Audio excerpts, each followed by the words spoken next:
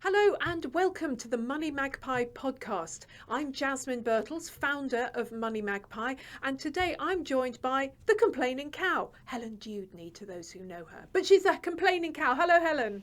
Hiya. Hello. So I've got you on because, remarkably, I thought it'd be really helpful to talk about, hey, complaining. Let's give it, I mean, it's something you never talk about, I know. You're very No, I don't know much. No, of course not. So you are the genius at getting redress for problems. What do you see as a proper level of redress for issues that you deal with, things that have gone wrong with products or services, etc.? I think it very much depends on what's gone wrong and how long you've complained about it. So under the Consumer Rights Act 2015, you're entitled to items that are fit for purpose, free from defects, satisfactory quality, last a reasonable length of time and match the description. So if it's in breach of that, you're entitled to your full refund, or full refund up to 30 days from purchase, and after that time they can offer repair or replacement. Now, say you've bought that item online and you're having to deal with the company over and over again and it's taking lots of emails, then I would say you want something for the inconvenience and the poor service as well, but there's nothing in law as to how much that should be. Well, exactly, and this, I think, this is what I'm hearing from a lot of readers, because essentially, and they've got a point, they say, why should I spend my time going back and forth when it was something that was their problem? So you're saying that you could actually say, my time is money, because it is, let's be honest. So therefore, I would like X amount of money to compensate for that time. Yeah, I mean, there isn't ultimately, it would be for a court to decide. So I find it personally very difficult to ask for a specific amount for that. But what I do write in an email is, and I expect appropriate redress for the inconvenience and the stress caused. Good. Yeah. So what sort of amounts have people actually sent to you for that? Those that have gone, oh, all right, go on then, we'll send you a £5 or, 100 quid or 50 quid. Well, it varies really. I mean, when I first took Tesco to court, however many long years ago it was, like 8 or 9 years ago, it's because they didn't give me the £50 goodwill gesture.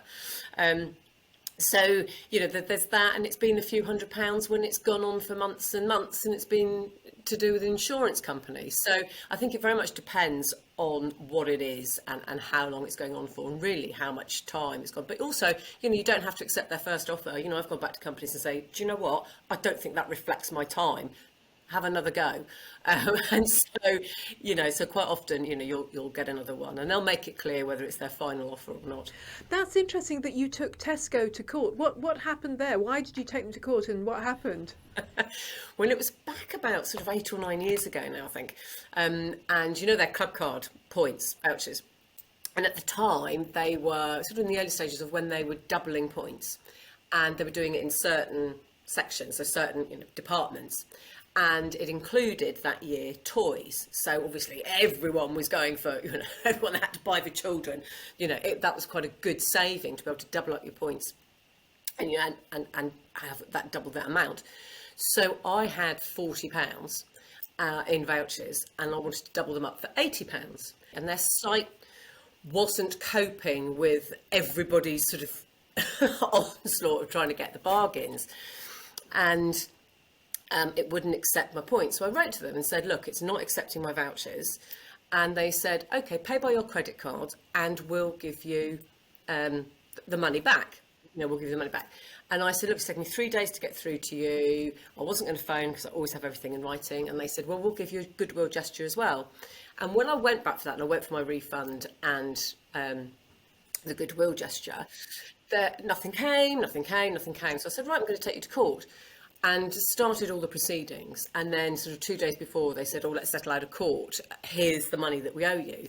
And I said, no, I'm still going to go to court for the goodwill gesture, because you've got it there in black and white, in writing, you will give me that goodwill gesture of £50.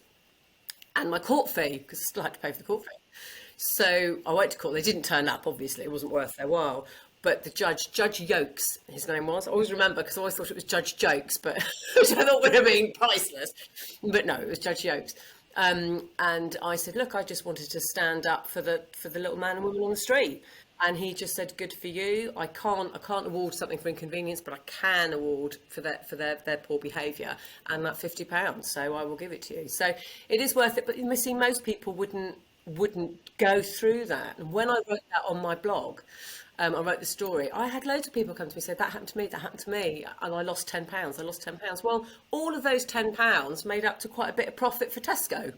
Yeah, absolutely. And that is the problem, that we ourselves, we need to sort of get off our bums and actually do it, I think, for other people. Because, I mean, you actually, I would say you are a one-woman company improver, really, because, you know, because you're complaining all the time to these companies, they have to up their game, surely. Well, you would think so. I mean, they don't. I mean, I do work with companies as well about improving their customer service, but, you know, so many don't get it. You know, they don't see that actually it costs 5 times as much to gain a new customer as it does to retain one. So really, it's a no-brainer. They should be investing in customer service far more than any other kind of marketing, because it's the best marketing you can do. Improve your customer service. And that even means dealing with complaints well, because if you deal with a complaint well, that person will say, you know, I had this problem, but they dealt with it really well. They exceeded my expectations. I got far more than I thought I would. They were really good. I'll definitely go back to them, because I know if there's a problem, they'll deal with it well. And so when companies don't, it doesn't reflect well on them at all. It really doesn't. It's short-term thinking, I think. So for the consumer who is pulling out their hair because they've got this awful thing, they're not getting anything back, what is the procedure for somebody like me, somebody, you know, a normal consumer going, right, this is wrong, I've had enough, I'm going to complain? Well, certainly you want to be doing it in writing. Whatever happens, complain in writing, unless it's urgent, you know, and you've got a great big leak and you need your plumber right there and then. Always complain in writing, because then you've got the evidence. So if you want to take the matter further, like going to a relevant ombudsman or ADR scheme, or ultimately going to a small claims court, you've got your evidence. Because if you phone, you haven't got that. And the law is very woolly about recording calls without people's permission or with people's permission, and whether that's permissible in court, that might be down to the judge. So it's not a good idea. You can record a call for your own personal use, but whether you can then use that further is debatable.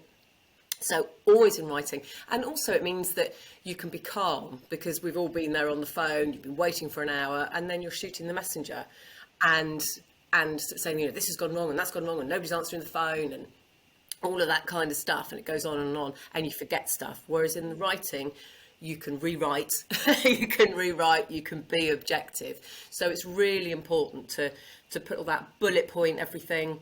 So, you know, bullet point all the dates that you've contacted them, here's all the evidence, attach any photos of anything, and say what it is that you want to happen. Because a lot of people will just rant, and the company's then left with going, I don't know what they want. Is it just an apology? Is it a refund? Is it a partial refund? Is it, you know, a repair? What is it they want? So make it clear what it is that you want. Mention the law, because that always shows them that you know what you're talking about. So in most instances, it's the Consumer Rights Act 2015, which I mentioned earlier. And if you say that they're in breach of that, they go, oh, okay. And then say, right at the end, you know, what you will do if they don't give you what you want. So say you're complaining about your telecoms and your broadband, which is really common because they are a dreadful sector, that you will, if they don't provide a satisfactory response for you, you will go to the communications ombudsman. So that just focuses them a little bit. And I'm guessing that all of this information is on your website, thecomplainingcow.com. Is it .com or .co.uk? It's .co.uk. Okay, thecomplainingcow.co.uk. So you've got a list, a bullet point list, have you? You know, do this, do that kind of thing. The top 20 top tips. So that was a quick lowdown of the top 5, but yeah, there are lots more. And have you got template letters on that as well? I have. They're for sale. If you just want somebody to do it for you and have it all ready made and just there. But also then, but there's like 60 plus in the book, so you're better off buying the book than buying templates. Yeah. So the book is The Complaining Cow, I'm guessing, is it? There's 2. There's How to Complain, the Essential Consumer Guide to Getting Refunds, Redress and Results, and that's got about 60 something templates in it.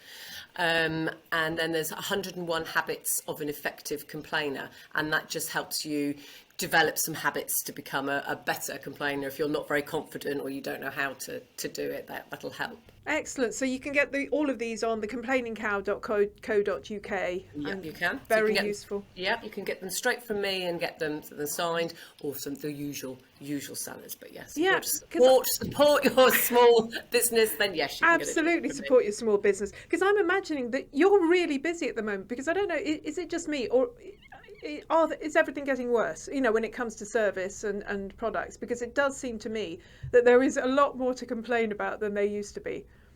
It feels like it, and certainly that's what consumers are telling me. I think people are fed up with the excuse of, it's COVID.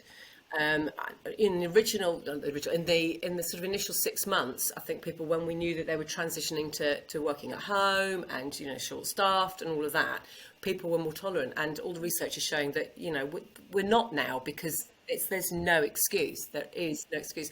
And Ofcom have just today been warning the Royal Mail that they can't blame COVID anymore. No, good. And that's just come out today. So we know that companies are still doing it. And whereas really it's just because they're not investing in staff and they're not investing in customer service. Yeah. So the more we can complain, the more we keep them on their toes. Absolutely. And I think when people think, I haven't got the time, or it's so difficult, if more of us did it, then those companies would realise actually we're coming out of pocket because of all these complaints. We've got to invest and sort this department out. Brilliant. Thank you so much, Helen. I know you have to run off to do ITV in a moment, so thank you for spending some time. As a really quick theory is that second to my great website and your great website. Of course. There is another one that's brilliant. If you're not getting satisfaction from the customer services department, go to ceoemail.com. And that will give you the email address of the CEO. Now, very, very unlikely to respond personally, although some do. Octopus Energy does, Howdens do. But it will go to an executive team who are sort of empowered to do a bit more and are more likely to deal with your matter. So go straight to the email, straight to the CEO. Brilliant, will do. Thank you so much, Helen Dewdney, the Complaining Cow from thecomplainingcow.co.uk. Brilliant to have you. Thank you so much. Thank you. This has been the MoneyMagpie podcast. Like and share and comment and do all of the sort of usual things if you enjoyed it. If you didn't, well, it's been lovely to see you anyway. Thank you very much. Thank you, Helen, and see you at the next one.